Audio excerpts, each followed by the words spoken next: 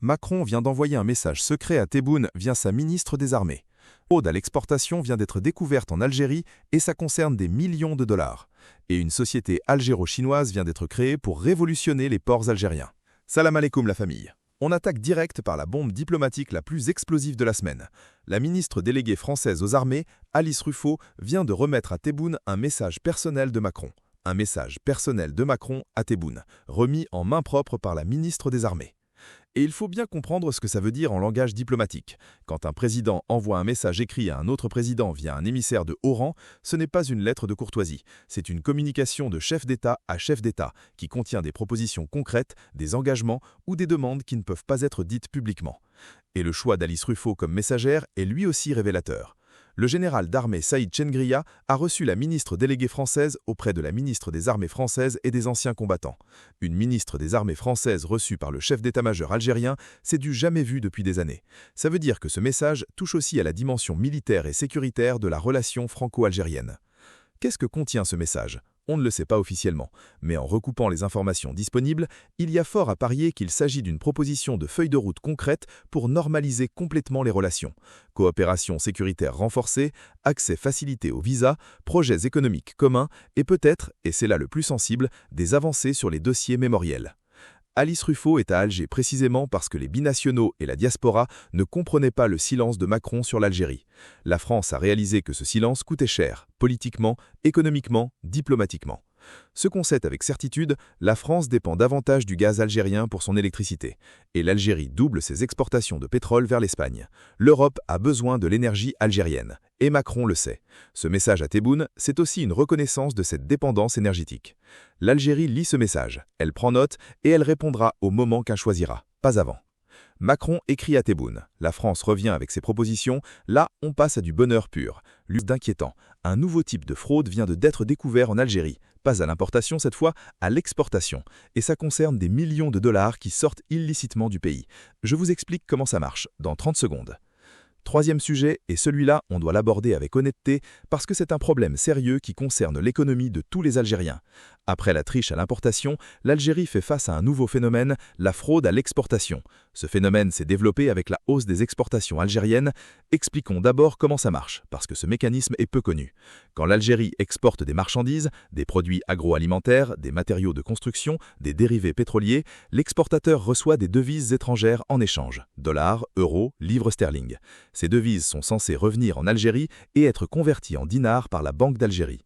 La fraude consiste à déclarer une valeur d'exportation inférieure à la valeur réelle. Par exemple, vous exportez pour 100 000 $ de marchandises, vous déclarez seulement 60 000 $. Les 40 000 restants, vous les gardez à l'étranger dans un compte offshore. L'argent ne rentre jamais en Algérie.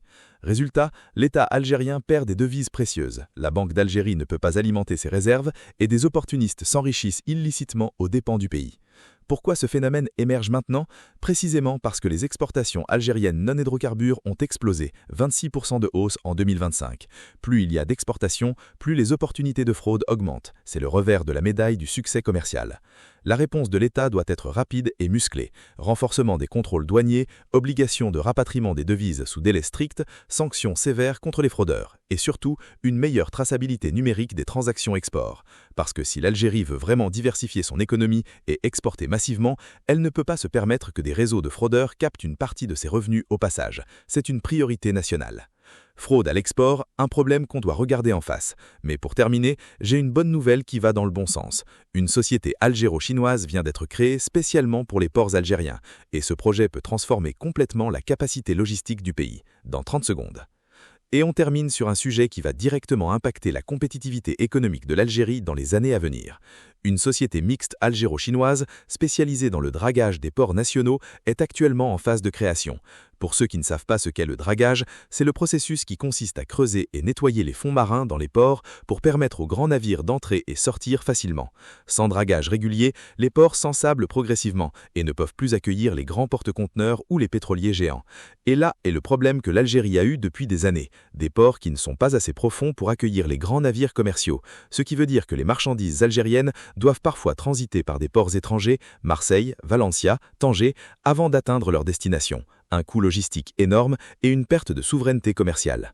Avec cette société mixte algéro-chinoise, l'Algérie va pouvoir moderniser et approfondir ses ports s'en appuyant sur l'expertise chinoise. Le port de Shanghai, de Singapour, de Dubaï, les entreprises chinoises ont participé à la construction ou à la modernisation de presque tous les grands ports du monde.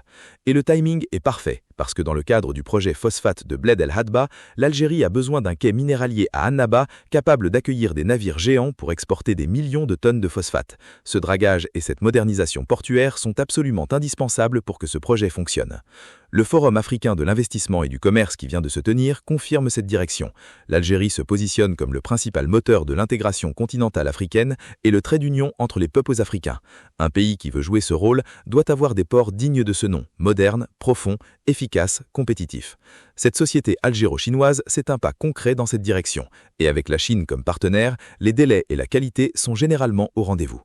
Voilà la famille. 4 nouvelles fraîches du 11 mai 2026. Macron qui envoie un message secret à Tebboune via sa ministre des Armées, la France revient avec ses propositions et l'Algérie lit attentivement.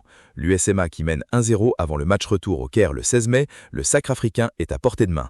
La fraude à l'exportation, un problème sérieux qu'on vous dit honnêtement, et une société algéro-chinoise pour moderniser les ports algériens. La révolution logistique commence. Ce pays bouge à une vitesse folle et Actu des Adela chaque semaine pour tout décrypter avec vous, le bon, le mauvais et tout ce qu'il y a entre les deux.